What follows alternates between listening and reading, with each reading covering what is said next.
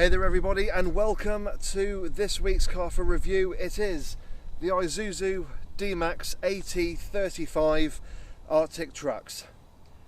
I've got the camera positioned at that angle because it makes me look big next to it. So when Isuzu offered me the opportunity to review the D-Max Arctic trucks, I could not say no. I mean, just look at it. You've got the massive flared arches, the 35-inch tyres, and just, well, the stance of the car is absolutely immense. It even makes a Range Rover look quite small. However, this is the perfect car if you're stuck up a mountain somewhere or in a snowy blizzard. However, I'm not stuck up a mountain, I'm not in a snowy blizzard, I'm just outside Milton Keynes, and although there is snow around me, in typical UK fashion, we get the threat of snow, the country goes into shutdown, and we get about 3 inches. But I know 3 inches isn't exactly much to fuss about, particularly if you're in other parts of the world, but it near enough puts our country into shutdown. However, I have thoroughly enjoyed the D-Max Arctic truck, and yeah, let's crack on with the review. So when it comes to styling, I think you'll agree with me when we say that the D-Max Arctic trucks is bloody gorgeous. I mean, just look at it. I love the big chunky wheels. I love the fact that the 17-inch alloys look just almost minuscule in their presence.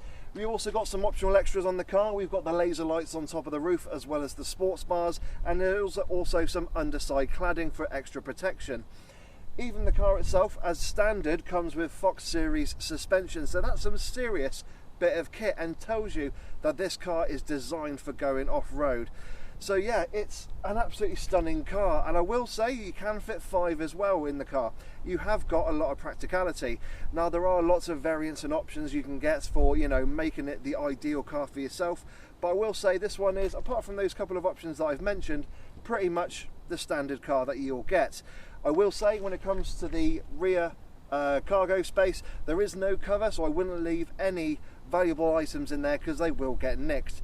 But it is just, well, it's just a car that oozes presence, and I hate to say it, ladies, it just oozes masculinity as well. But that's the outside. Now let's have a little look at the inside. So sat here in the D-Max, it's no surprise really that there are a lot of hard plastics here on the dashboard, but then again, this is a car that would tend to be used and abused on a daily basis, particularly in kind of the lower down and, let's say, lower to the ground trim levels. However, all these hard plastics do feel very durable and will definitely stand the test of time. You have got some nice touches. There is a little bit of leatherette or leather on the dashboard here and on top of the dials.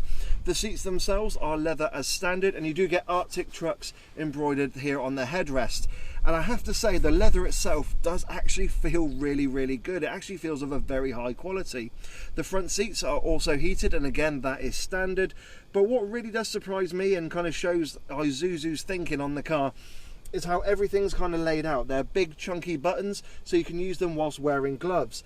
There's not too many buttons on the steering wheel again, so if you've got thick gloves on, you can just basically go through and use the functions as you need to. What I like as well is the design of the climate control in the center of the dashboard. It's basically all kind of centers around one little knob. When I say one little knob, it's a big knob, and it has the temperature in the middle there. It is a single zone climate control, but again, it's all big buttons and it's really easy to use. You've also got a 7-inch touchscreen, that's the infotainment system, and again, it's, you know, it's a pioneer system for Isuzu.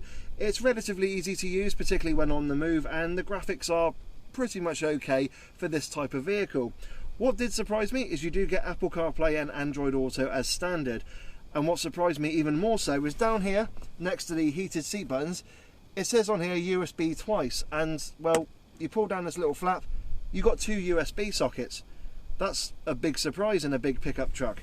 And then next to it, you've even got an additional USB socket. That's 3 USB sockets here in the front of the car, and there's also an additional 4th one for in the back seat. That's a genuine big surprise, and I don't think there's many other cars out there that have that amount of kind of functionality and versatility on them. Other things as well, including storage space, are also pretty good. You've got 2 glove boxes. You've got a top one with a 12-volt socket, and you've got the main glove box, which is of an okay size, if not the best. You've got decent sized door bins to put bottles of drink in, and you've also got a storage space here on top of the dashboard, which I have found a bit fiddly to use, particularly when on the move. And if you do use gloves with this one, there you go, it took 2 attempts there, it can be a bit fiddly. You've got 2 cup holders here, and I've also got, believe it or not, an ashtray.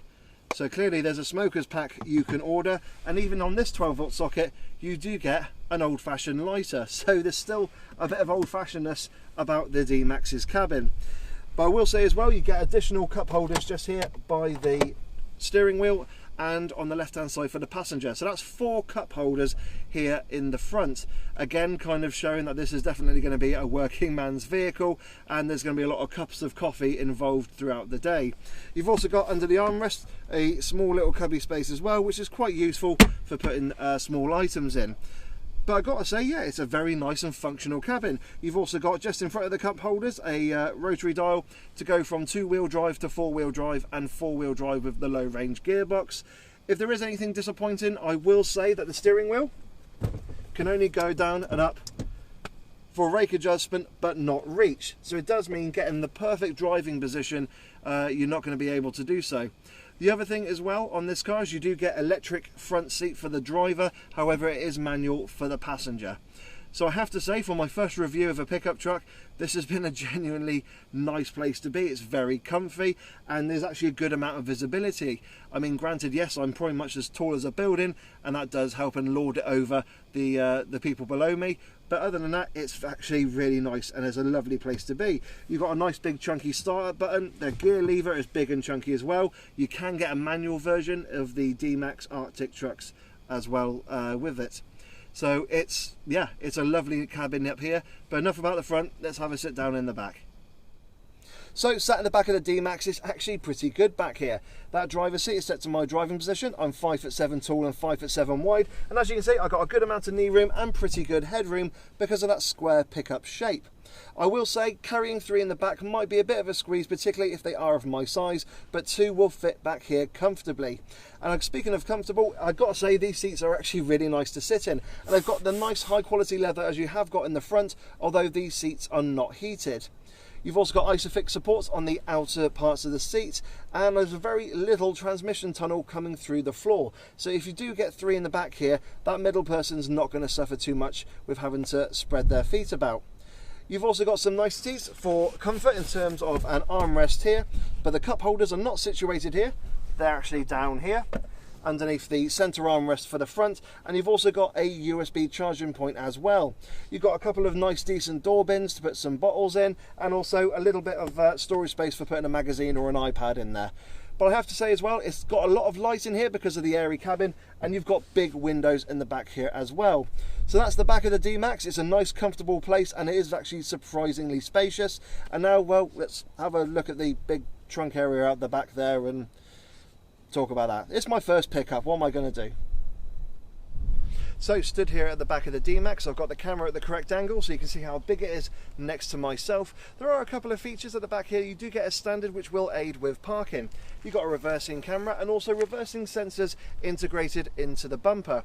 Also, the tailgate is dampered, so it actually kind of comes down in a nice quality feel. I was expecting it to kind of just fall down and flop about all over the place, but that is actually a really pleasant feature. In terms of the actual capacity, you can get a Euro pallet in there, and you can have a ton of cargo in the back. Now, as I mentioned, this particular D-Max has not got a cover on there, so anything valuable is going to get nicked, unfortunately. But you can specify the truck with loads of options and make it and tailor it to your own needs. I can also say that when it comes to towing, the D-Max can also tow 3.5 tons, which again is actually a very good amount, particularly as you've got a lot of trucks nowadays that kind of have smaller units and tend to tow a lot less. So I was thoroughly impressed with the specification of the D-Max. Now, something I will mention before we get driving, and I forgot to mention it as well when I sat in the back, is in terms of added practicality on the rear seats, you can actually lift the bases up very much like Honda's Magic seats, and you've got additional storage there as well when it comes to kind of loading any bulky items that you can't get in the back there. So that's a really nice feature that Isuzu have thought of for added practicality, particularly when you don't want it kind of exposed in the back of the load area. But right, I think that's enough of the practicality. Let's go for a drive in the beast. So with the D-Max, there's only one engine to choose from. It's a diesel, it's a 1.9 litre, and you have got the choice of a manual or automatic. I've got the latter, and it means you've got 164 brake horsepower and, more importantly, 360 newton meters of torque. And that allows for that 3.5 ton towing capacity or carrying a ton of cargo in the load bay. Now, being based in Milton Keynes, I don't have many kind of countryside areas to go and drive the car off-road and have that kind of luxury. However, I have found a little spot. I'm going to do a little bit of demonstrating of what the car feels like driving it off-road, because it is its element, and then we'll be driving it on some main roads and a little bit of kind of freeway driving. So yeah, let's start it up and see what it feels like. So straight away, there's a bit of a diesel grumble coming through into the cabin. That's not surprising. You do get that with a lot of these pickup trucks. But I've got a GoPro on front of me now, and I'm just going to get this recording. And let's go for a quick drive on a slightly snowy Vista. Here we go. So I've got the car set in 4-wheel drive mode. Don't know if you can hear it, but there's a bit of diesel grumble coming into the cabin.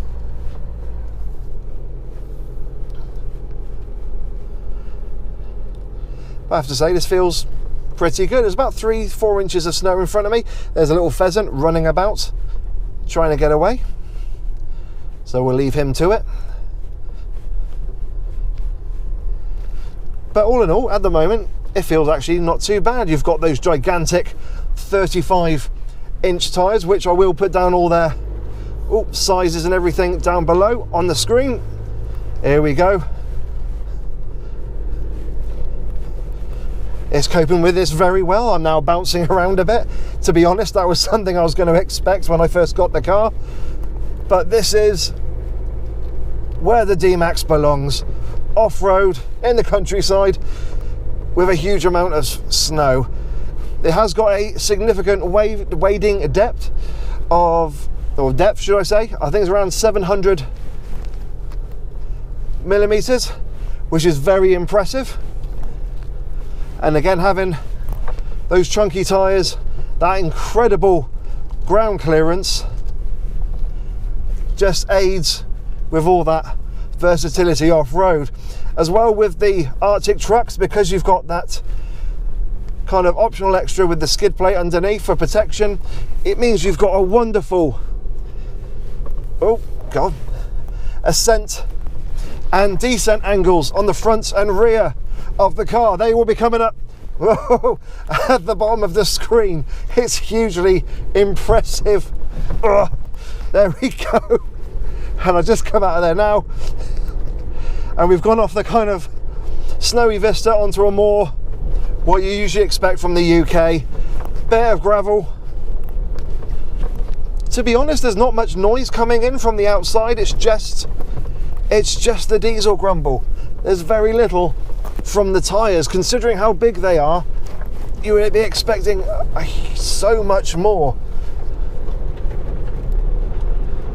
There we go. Now we've got a bit of all the debris and everything from the ground just hitting the underside of the wheel arches.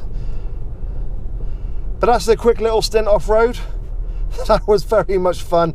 I really want to take this somewhere where you can really experience it. I'd love to be able to see what this truck can really do. But now, let's leave the comfort of the countryside, the quiet and calm of the countryside. Let's terrorise some Range Rover drivers and little hatchback drivers with this immense beast. So, coming out of the country lane onto a main road, the first thing you notice is just how high you are. I mean, you really do lord it over everyone else. You just dwarf everything. Even Range Rovers, as you go past them, they're actually below you. The next thing you find, again, if I put my foot down, there's that diesel grumble. It is very pronounced, particularly if you want to accelerate quickly. It does intrude into the cabin.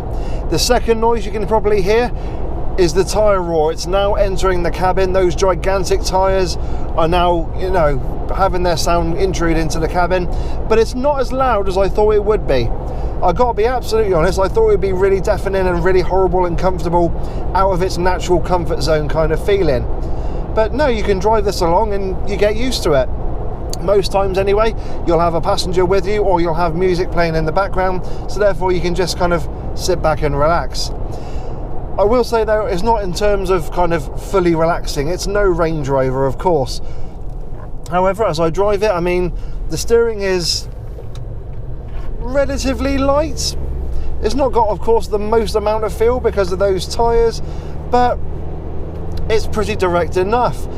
I will say you do kind of bounce around a little bit. It's always a little bit jittery because of that gigantimous ride height and those gigantic tyres. It just kind of wobbles along a little bit. So if you are doing any real long journeys in the car, this is definitely not the car to do it. This is the short journey off in the countryside, on the country lanes, and just completely tearing the countryside apart. That's what this car was built for. Plus rescuing, you know, lost tourists if you live in Iceland. So one thing I have found driving the D-Max and this AT35 version is actually it's not as big as you think it really is. Now, yes, it is on a, you know, raised suspension, it's got those gigantic tyres, and you do lord it over everyone in terms of, you know, tallness and height, but when it comes to width, it's actually not that big. Because I've had a passenger sat in the passenger seat who is, you know, my size, and you're actually rubbing and bumping elbows with them. So it's really not that wide, and even though you've got those gigantimous wheel arches on there which give it that stance and that presence, you can still park it relatively easily in a normal parking bay. So it's not as intimidating, particularly at slow speed and manoeuvring, as it might be. If anything, it's probably the front that's a little bit, you know, imposing, as you're kind of trying to keep seeing where the front of the car is, particularly when manoeuvring forward. So front parking sensors would definitely be something you'd want to look for in the car. But it's really nice to know that you've got the rear camera and the rear parking sensors already as standard. Right, so how do I sum up the Isuzu D-Max AT35 Arctic trucks? Well, I can't really compare it to anything. There's nothing out there in its class. Everything else is a normal pickup, unless you go for the Arctic Trucks edition of those other pickups. It really is in a class of its own. Yes, it's big, it's daft, it's menacing. At the same time, it's incredibly capable off-road, and it's, you know, not as ear-bleedingly unrefined on-road. It's got huge amounts of capability, and at the same time, it's got a huge amount of character to go with it, and that's what I've really loved about it. Yes, okay, living here in Milton Keynes, it's definitely not the car you want to be living with, and it is daft for this location. However, I have fallen very much in love with it, because even with its daftness and, you know, the fact of it doesn't fit my lifestyle at all. It's just brilliant. It's like having one, you know, living in a one-bedroom bungalow or one-bedroom flat and having a gigantimous Great Dane as your dog. It's completely impractical, but you just love it all the same. And that's what I love about this car.